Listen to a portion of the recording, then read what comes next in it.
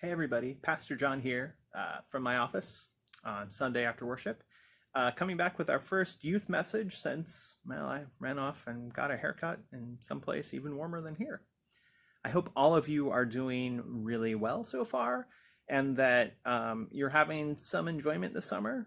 I know things are a little up in the air in terms of what's happening for school, and I mean, that's certainly true here too, as we all try to figure out what it means to go into fall in the midst of the pandemic. What we're going to talk about today is related to the parables of Jesus in Matthew that we've been hearing at church, specifically in Matthew 13.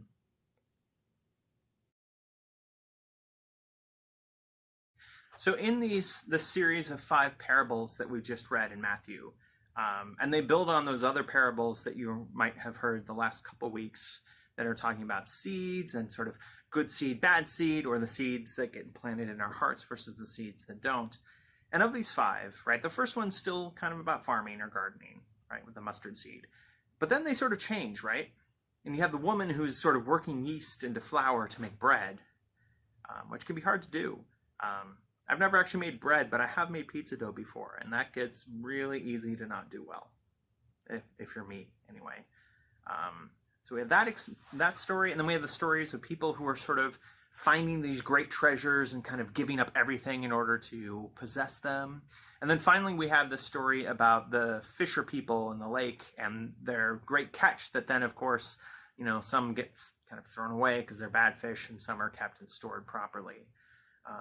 And what we're seeing here are these stories about what God's realm, what the kingdom of heaven, whatever language you want to use to describe that, is like. And one of the things that I notice in these texts is that those things, especially those first few things, are not necessarily what they seem. Because while it's a mustard seed is a really, really tiny seed that becomes this really big bush that's big enough that birds can make nests in them.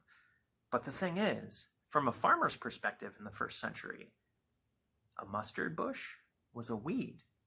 And if you saw one growing amongst all your crops, you'd pull it up and you'd burn it because it would take up all that space.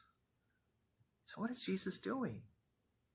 And to just drop yeast into flour without specifically trying to bake it, well, that ruins it.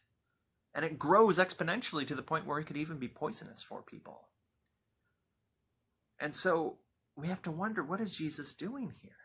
And then, of course, my favorite, you know, the guy that just sort of happens to find a treasure in somebody else's field, right? What kind of a person goes onto somebody else's property, finds something valuable, hides it, and then sort of sneakily gets enough money to sort of buy it out from under them so that they're not any the wiser, right? These are kind of shady things, aren't they?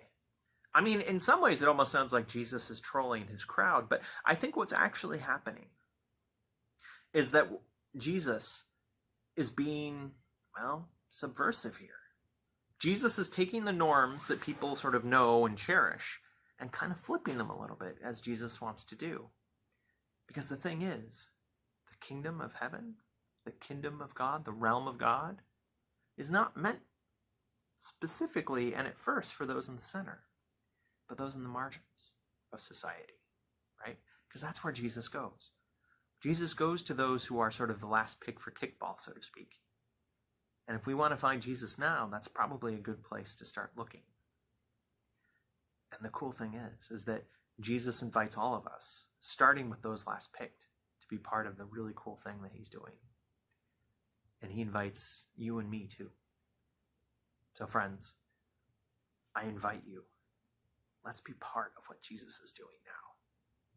Even if it's hard to figure out what that is, even if it seems like maybe it's not the most respectable thing, we should still do it.